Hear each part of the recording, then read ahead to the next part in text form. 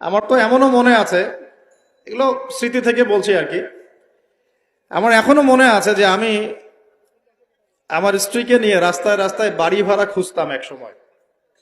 মানুষ আমাদেরকে বাড়ি ভাড়া দিত না। বিশ্বাস করছে না? কেন দিত না? কারণ আমার গায়ে সুন্নতি লেবাস ছিল আর আমার স্ত্রীর গায়ে খাস পর্দা ছিল। বাড়ি ভাড়া দেওয়ার আগে খুব গড় করে প্রশ্ন করতো, কোথা থেকে আসছেন, কি দরকার, কোথায় চাকরি করেন, কি করবেন, মানে আতঙ্ক একটা। না জানি কোন গ্রহের মানুষ আমরা, ও বাড়িতে না জানি কি করব।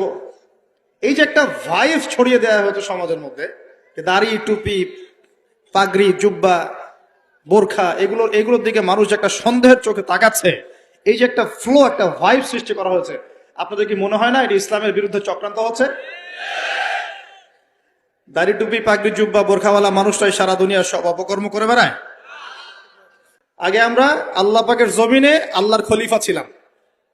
আল্লাহ পাক দুনিয়াতে আমাদের খলিফা করে পাঠান নাই?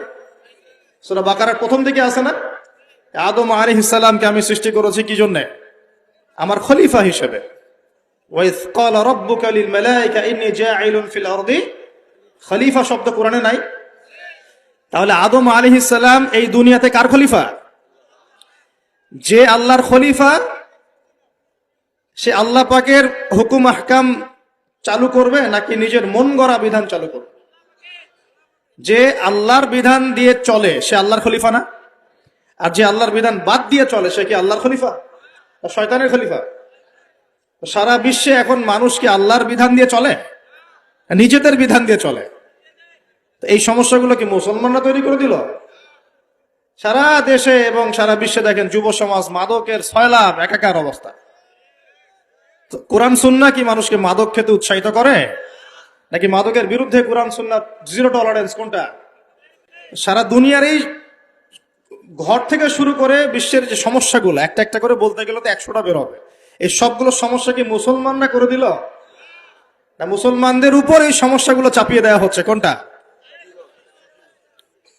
কিন্তু মিডিয়ার মধ্য দিয়ে, প্রযুক্তির মধ্য দিয়ে, নিজস্ব প্রিন্ট এবং ইলেকট্রনিক মিডিয়াগুলোর মধ্য দিয়ে সারা বিশ্বে ছড়িয়ে দেওয়া হয়েছে সবচেয়ে খারাপ মানুষ মনে হয় মুসলমানরাই, তাই না?